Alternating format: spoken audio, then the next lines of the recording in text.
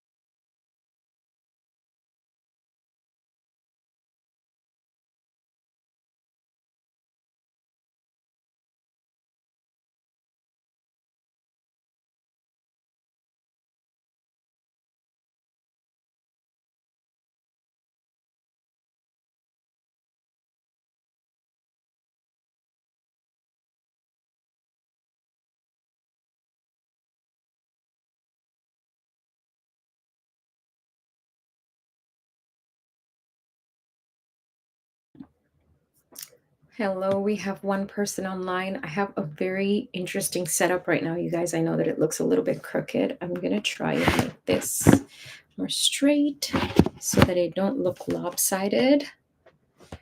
And I'm going to make this over here. I have a few things to read from. So I have a whole bunch of things. So forgive me if I put my face all in all kinds of ways. You know what? I'm just going to put this under here as well.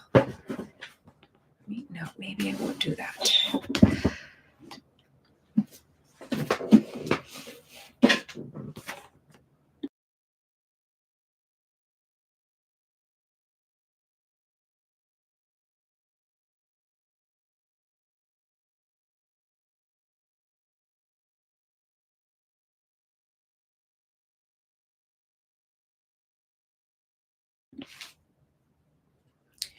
Welcome, welcome, welcome. So this is the Candid Christian Conversations episode. This is, I believe, the fourth episode. I don't even know how many I've done so far. I'm thinking it's the fourth one. It could be the third. However, so I decided, since we're talking about blessing or curse or blessings and curses, according to the Bible, I'm doing a part on biblical principles on finance and money. Now, remember when I spoke the last time, when I had this live the last time, we were talking about blessings and curses, the overall thing. And we were also talking about this book by Derek Prince, which, no, I'm not trying to promote it, but it is where some of the stuff comes from. And in the book, he mentions some expressions, some explanations of Exodus chapter 20, where there's a lot of ums today for me, where the Bible talks about the 10 Commandments. Okay, so today I'm going to actually read Exodus chapter 20, and then I'm going to talk to you about the curse of poverty or failure, that kind of thing, because lack of prosperity or poverty is mentioned as one of the things that could happen as a result of a curse from disobedience to God or breaking a commandment, which basically means sinning, right? So I want to read here before I go ahead and I'll do that. I'm going to actually talk to you about a few fun facts, actually. And some of these fun facts are, so I looked up, there's a lot of controversy and a lot of polarizing opinions when it comes to finances in the church. When it comes to wealth and prosperity in the church, there is a group of people, it's almost one extreme or another, right? There's a group on one side that believes that wealth is evil altogether. There's a group that believes that talking about finances in the church is a taboo and it's unrighteous and all that stuff. That if you so much as mention anything in the Bible about wealth, they immediately go to the idea that uh like that is a prosperity gospel. And here's the thing, like, I am not a prosperity gospel preacher, and I don't believe, like, there are those who preach this very false idea of biblical prosperity, in that they almost make the Bible seem like a self-help book for wealth, which it's actually almost the opposite of, if you really read through it, because there's a lot of suffering that the Bible says that you will go through, right? And but however, like, wealth in itself does not always determine that a person is righteous, because there's a lot of ill-gotten wealth as well in people's lives, right? There's a lot of people who practice deceit and fraud and theft and all these kinds of evils to acquire wealth. And so I want to talk about what the Bible actually says about wealth. And yes, prosperity is God's idea. God does want his children to be provided for, and he does want his children to do well. But the it's neither here nor there, in the sense that it's neither um, true that wealth and prosperity makes you righteous, nor is it true that wealth and prosperity makes a person evil. Sometimes, and actually more often than not, the result of um, like the results of not even results. What's the word I'm looking for here? Lack of prosperity or lack of wealth is often a direct result of how people manage their money and or how they live their lives, right?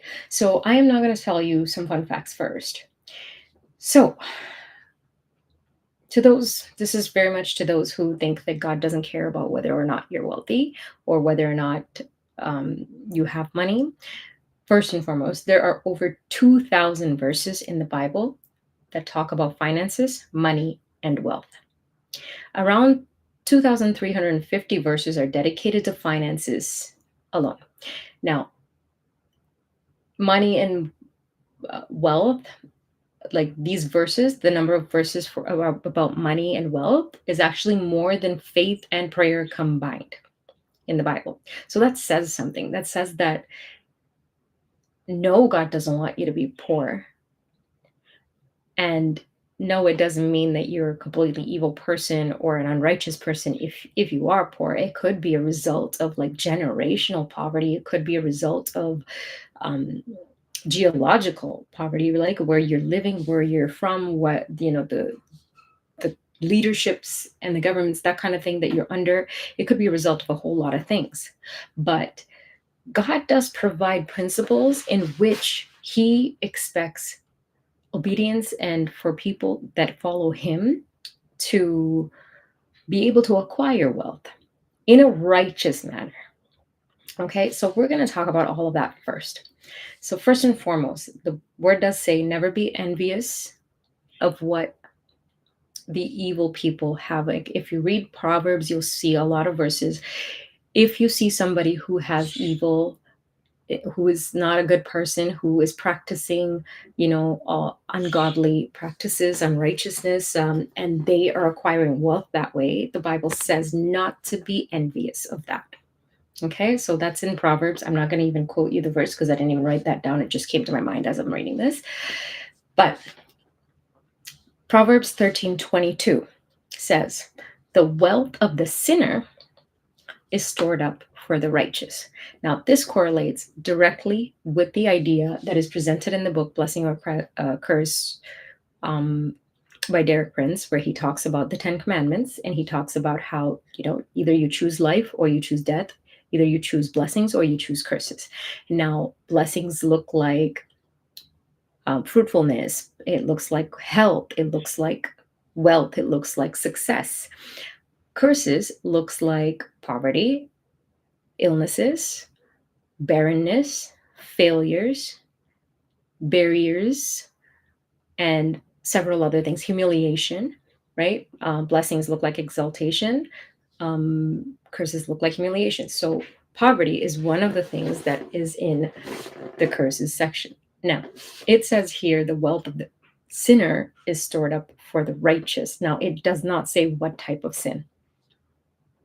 So, when you read this, you have to understand anything that God has determined as sin, missing the mark, can fall into a direct reason for why there may be um, sudden losses of money, sudden, you know, like sometimes people talk about how like everything's going smoothly and then suddenly like you think that everything's fine and then all of a sudden the car breaks down or the roof is leaking or there's something else and you're trying to save up and they put away their first emergency fund, they finally get to the 1000 there and then suddenly something is broken or you know they need a plumber and they need to come and fix some pipe under the sink or situations like that, right? Or something breaks and it needs to be replaced, and that first emergency fund is now being used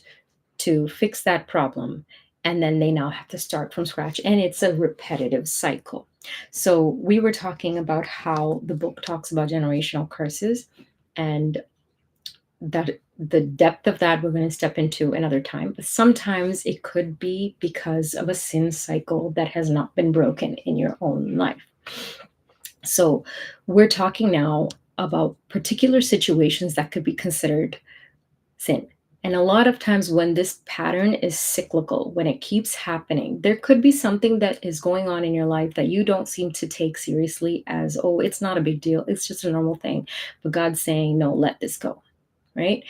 It could be, yes, an addiction of some sort, right? And then there's various different types of addictions, whether to substances or to videos or or scrolling, whatever it may be. Some, like, although the Bible describes certain things that are prescribed, that are designated as sin, there are things that are in the modern world that would fall under certain categories just simply because when it was written and when these things were spoken, the things that we have now, such as social media, is not there.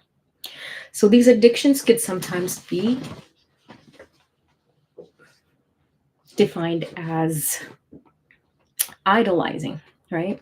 Sometimes you could be idolizing television or some TV show, right? Sometimes you could be spending all your time worrying about a certain thing or being obsessed with a certain person, even, right? Uh, Whether it's a person you like or dislike, it could be of offense in your heart because unforgiveness is one of those things. If you can't forgive a person or if you can't get over a certain situation, that could be something that's blocking your finances, right? Or causing a trip up in your finances. So we're going to go into the Exodus chapter 20 right now, and I'm going to read the ten original bases for the commandments that God has given are these. Exodus chapter 20. And God spoke all these words, saying, I am the Lord your God who brought you out of the land of Egypt, out of the house of bondage. You shall have no other gods before me. You shall not make yourself a carved image, any likeness of anything that is in heaven above, or that is in the earth beneath, or that is in the water underneath. You shall not bow down to them nor serve them, for I, the Lord your God, am a jealous God, visiting the iniquity of the fathers upon the children to the third and fourth generations of those who hate me, but showing mercy to thousands to those who love me and keep my commandments. Okay. You shall not take the name of the Lord in vain. That's the second commandment here, right? Well, this is basically the third commandment. Okay.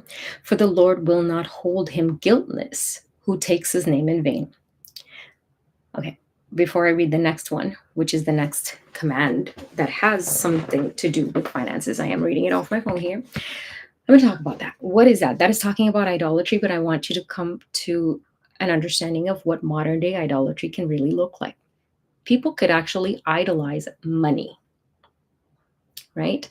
People could be idolizing money to the point where they are worshiping money. Okay.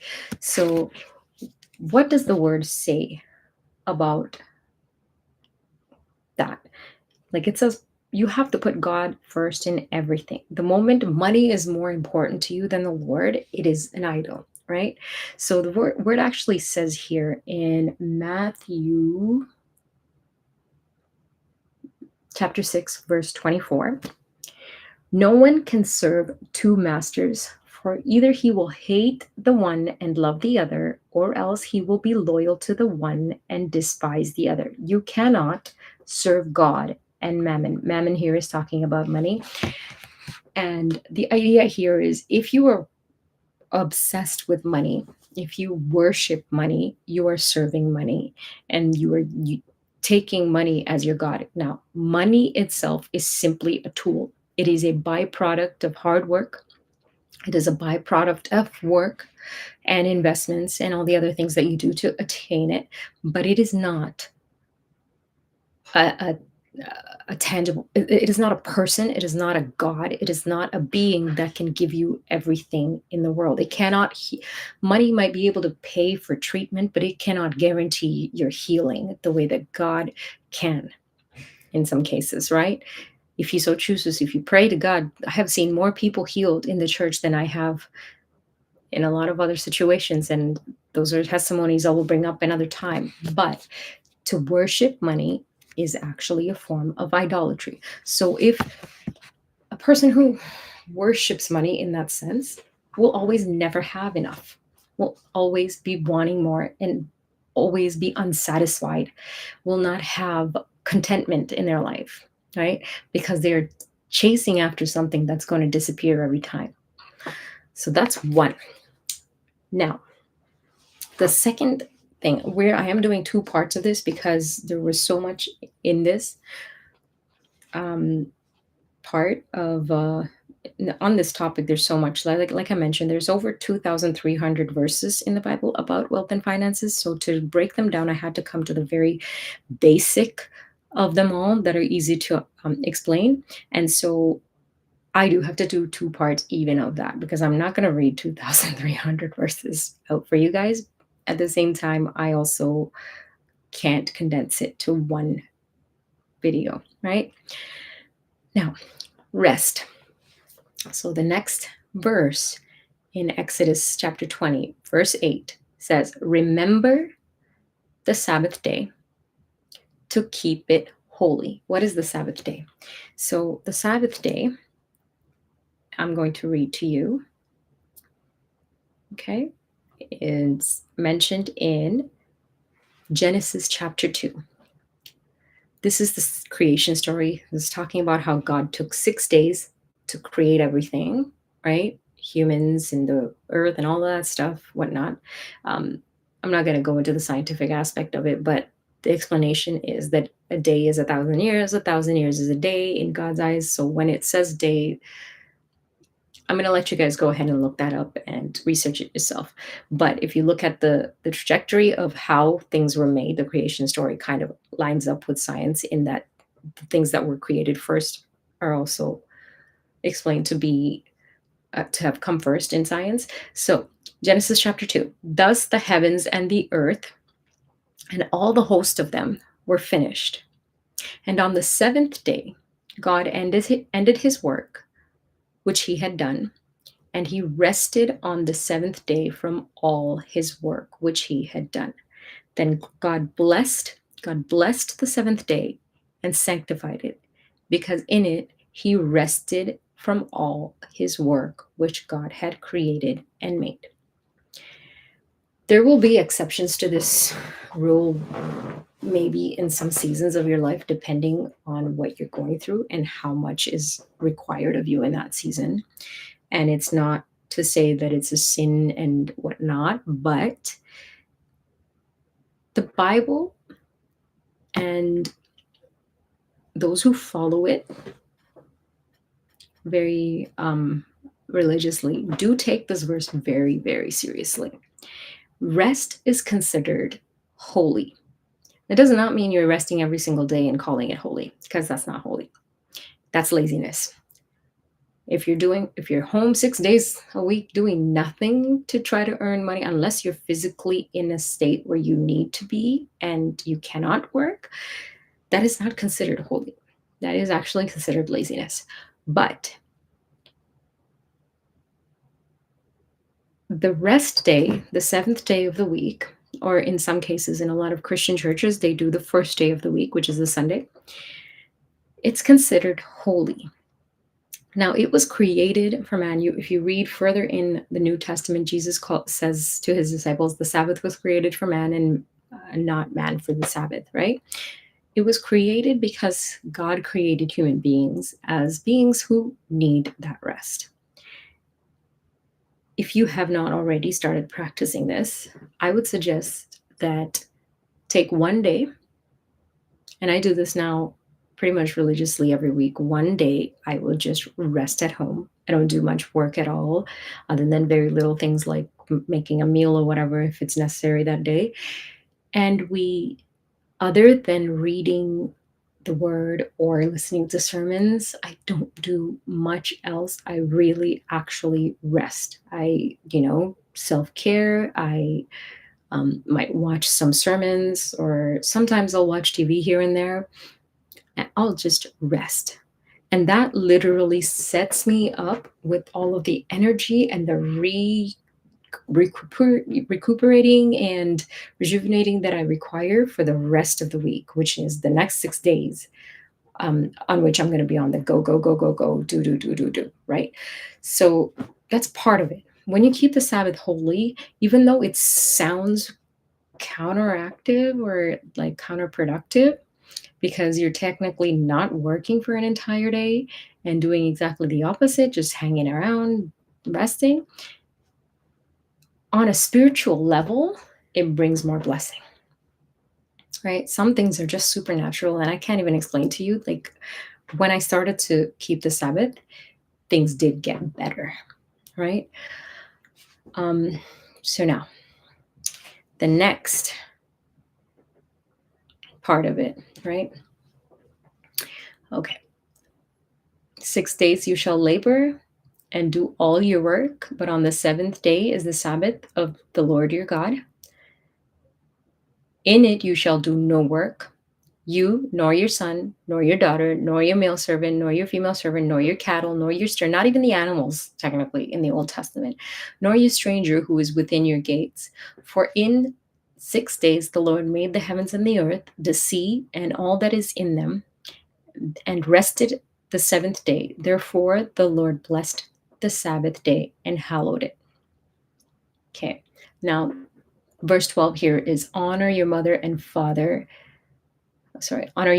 mother, that your days may be long upon the land which the Lord your God is giving you. This we already talked about on a previous video, so I'm not going to go into that. The next verse 13, you shall not murder, you shall not commit adultery. We've talked about adultery last week. Murder, I think, honestly, that is so straightforward. If I have to explain it to you, I'm not even sure what I'm doing here. I'm hoping that the people who join this channel know not to do that, you know? Now, you shall not steal. This is one of the things that people tend not to understand the definition of it, because they do certain things, like you hear about corporate espionage and corporate greed and fraud and all these things that go on in this world. And people tend to try to bring up an explanation or an excuse for the things that they do, which they know is wrong. For instance, we heard about certain things happening in the US recently where EBT has been taken away, and people who are well abled and could physically go out and get jobs.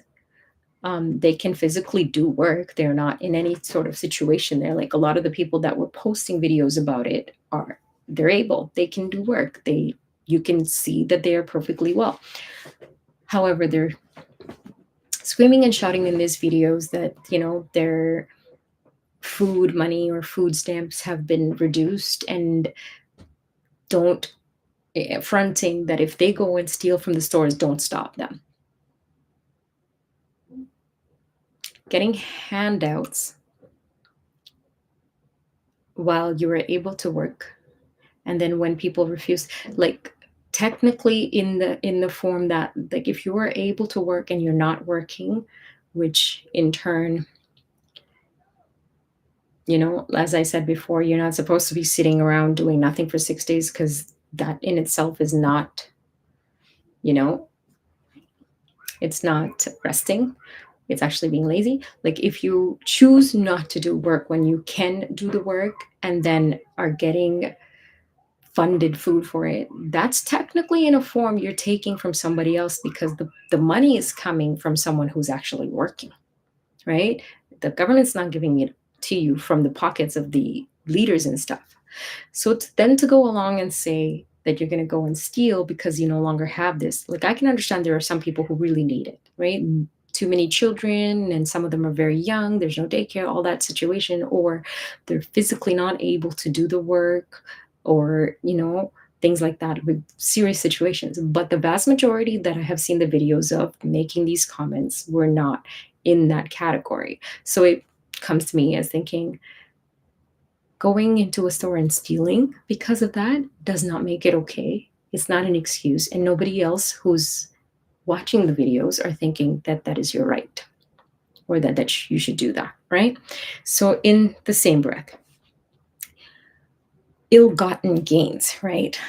If you are, for instance, I don't know, working in a church or working in some organization, and you start cutting corners or doing things that are unlawful to try to get extra money, or if you know that you're withholding money from those who have earned it, right? These all fall into categories in the book of Proverbs, right? It falls into the Proverbs section. That whole scenario that I just explained to you, and there was some videos. I don't want to actually take those videos to do, like, I don't want to do commentaries, because that's not what this channel is about on the videos, but I will talk about that from a biblical perspective with verses the next week. But anyways, ill-gotten gains. So it says here, Proverbs 13:11.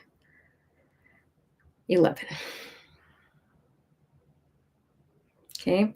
Wealth gained by dishonesty will be diminished, but he who gathers by labor will increase.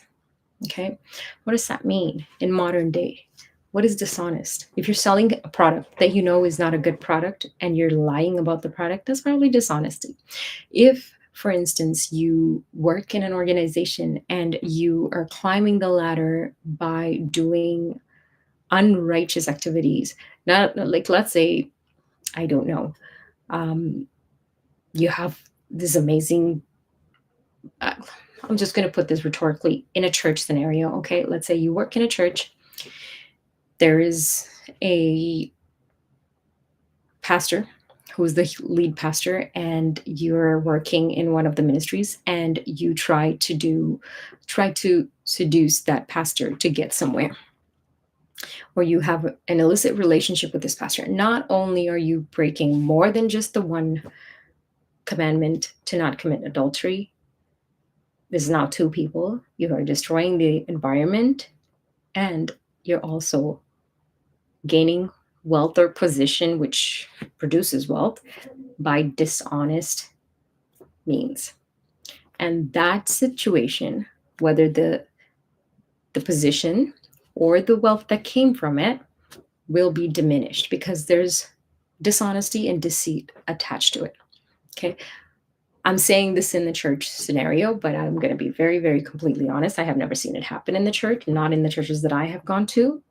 Thank the Lord. All the pastors, lead pastors that have been over covering over my head have always been, you know, based. Okay, very based and very um, faithful to their spouses. So I have not had to. I'm just using that scenario as a rhetorical for anybody who joins online.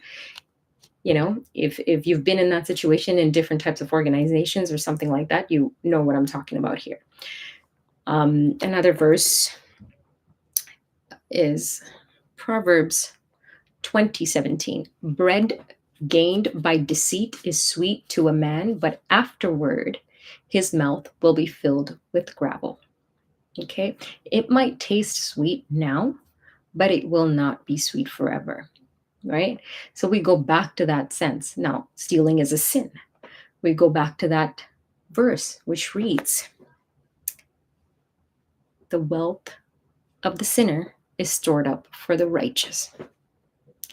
So you accumulate all this wealth, but you're doing it by, I don't know, let's say you committed some kind of fraud.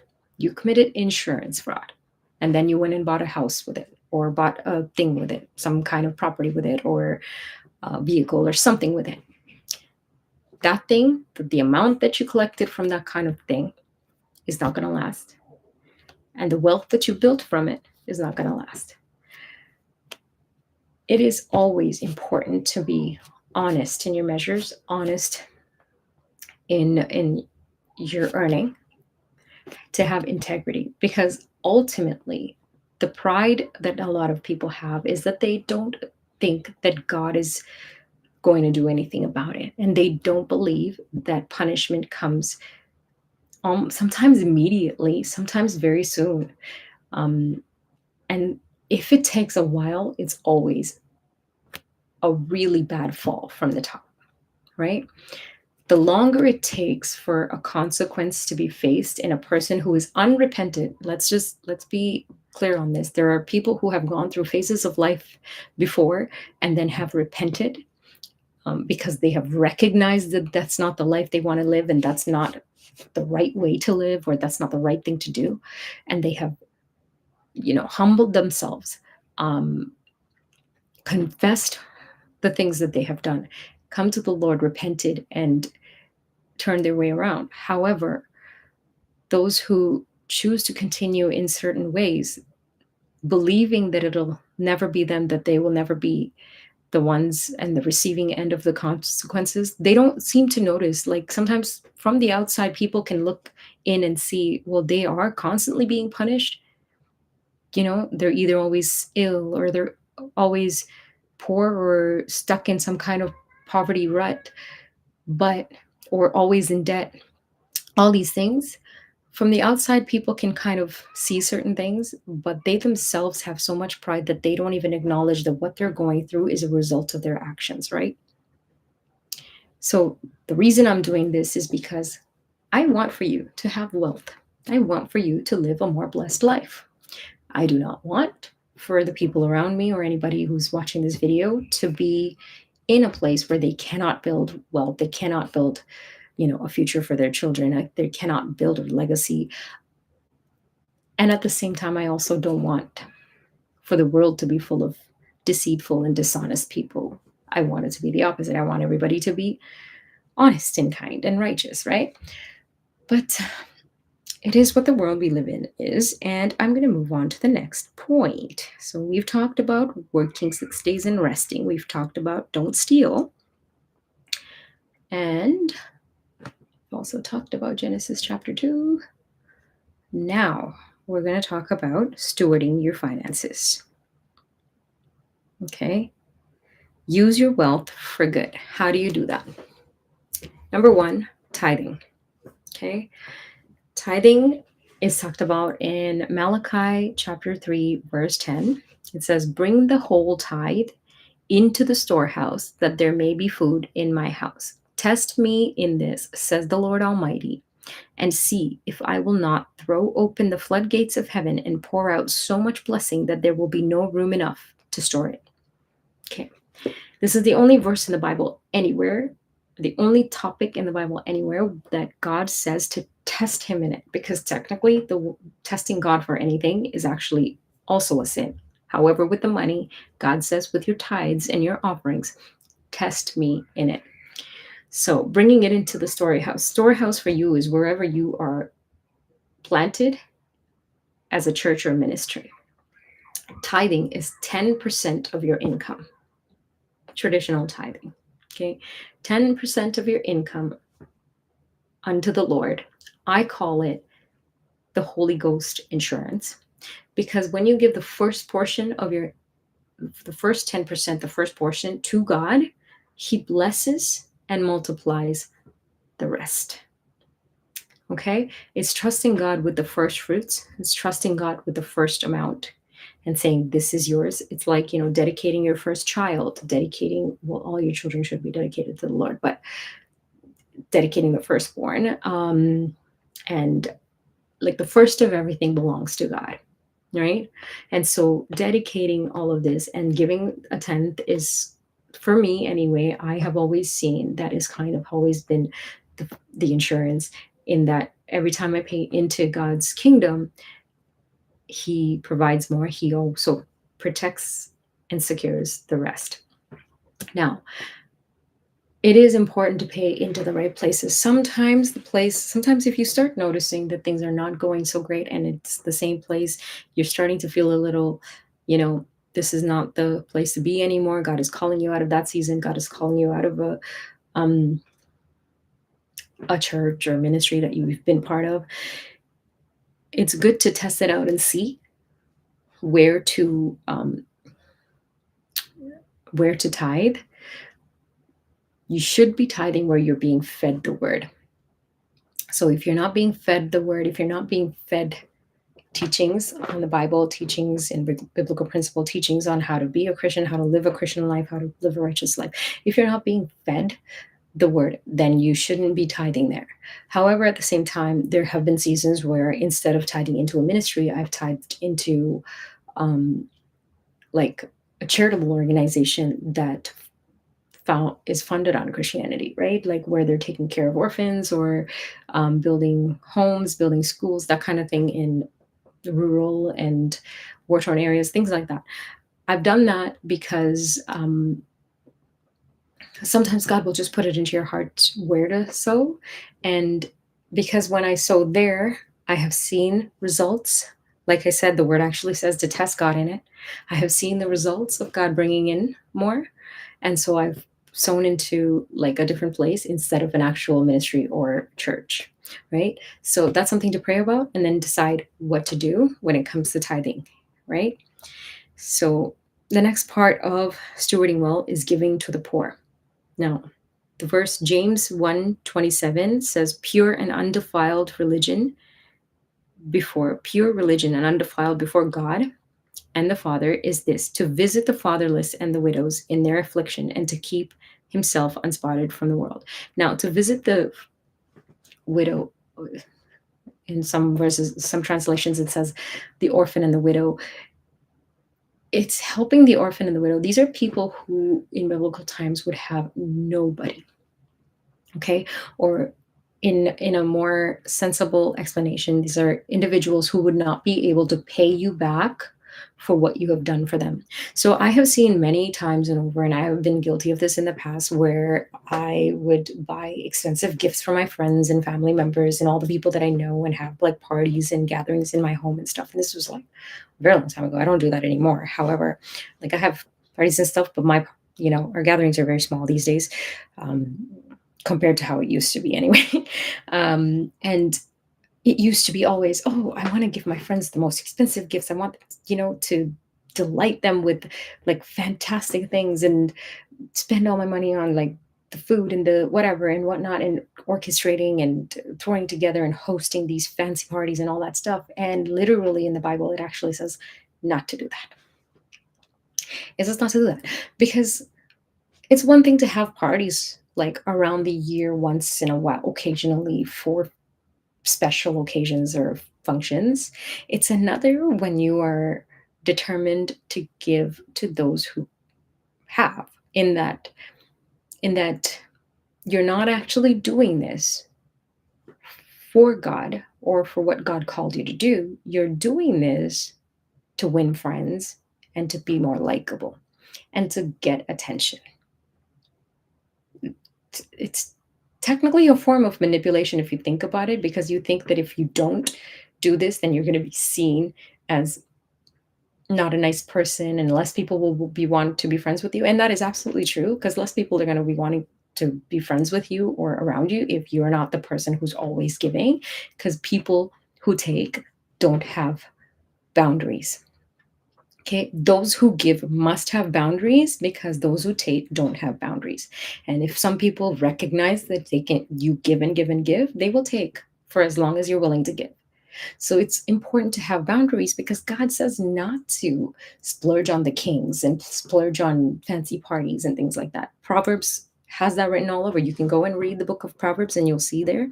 It doesn't say that. However, it does say to give to those who cannot give back to you. Why? Because the reward is in heaven and God blesses the things that you do that are unseen, right? What is seen by man, when you're giving to all your friends and doing all of this stuff, it's seen by men, and it's sometimes it can even come off as you're doing this just for formality, just to show, right? But when you are doing this for the people who truly need it, that can never go and tell your friends, hey, this person did this to me, or tell your family, this person this did this for me or gave me this. That is a blessing that God has in heaven, where he starts releasing to you, right? The verse is, huh, mm. So Matthew chapter 6 says, take heed that you do not do your charitable deeds before men to be seen by them. Okay, so if you're doing this just to be seen by other people, there is no blessing behind it. Otherwise, you have no reward from your Father in heaven. Therefore, when you do a charitable deed, do not sound a trumpet before you, as the hypocrites do in the synagogues and in the streets, that they may have glory from men. Assuredly, I say to you, they have their reward. But when you do a charitable deed, do not let your right hand know what your left hand is doing. Or do not let your left hand know what your right hand is doing. That your charitable deed may be in secret, and your Father who sees in secret will himself reward you openly.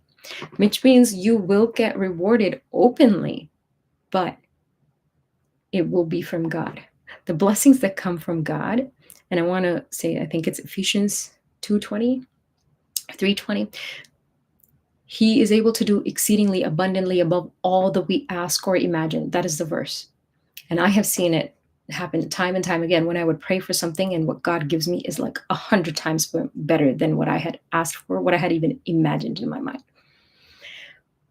But in order, in this particular situation, when you're doing charitable deeds and when you're giving, if you are doing it for the attention or audience of man, you are not going to get that heavenly reward, which is better than anything you can imagine.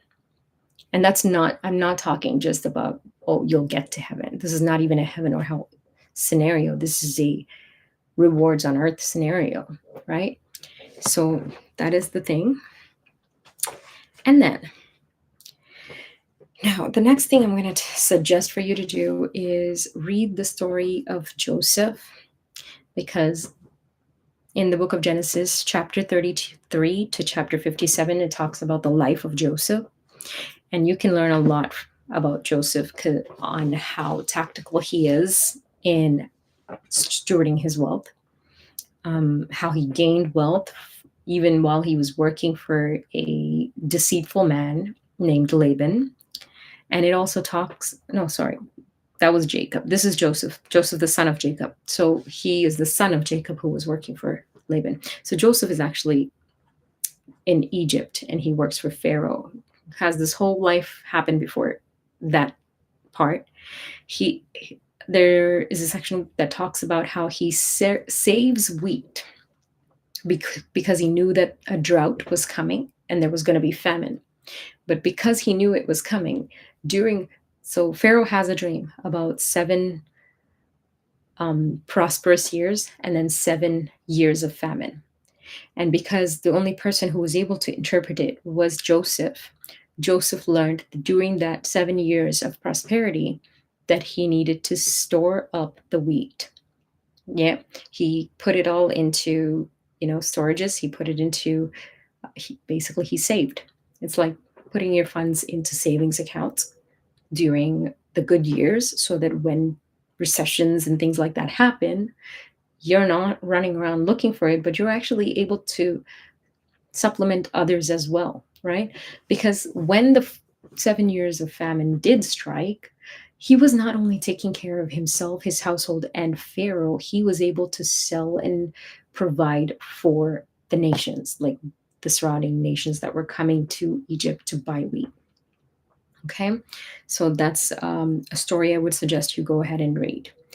Then it also says the Bible continues to talk about wisdom, ask for wisdom. So, this situation, that ability that Joseph had to be able to interpret Pharaoh's dream about prosperity and famine, it came because he had godly wisdom, right? In the same way, Solomon, who was known to be the wealthiest man to have ever lived on this planet, when he prayed to God, he prayed for wisdom, right? So I would suggest that if you are looking for financial literacy in any way, before you do anything, first and foremost, go to God and ask for wisdom. Ask for wisdom and ask for discernment and ask for, for him to speak to you, whether it's through dreams, words, or the word of God, which is the main way he will speak to you, for him to speak to you. Ask the Holy Spirit to give you wisdom to understand what is written in the word so that when you go through the word, like I do, you're able to pick and pull all of the verses that speak about certain things and put it together to give you a good um, guidance or step-by-step process or whatever it may be that you need, right? That's everything we're going to talk about for today. Next week, we're going to talk about sloth, stewardship of finances and talents. And then we're going to talk about lending and borrowing and, debt and credit and that kind of stuff. Okay. The fun stuff. And then, yeah. And then,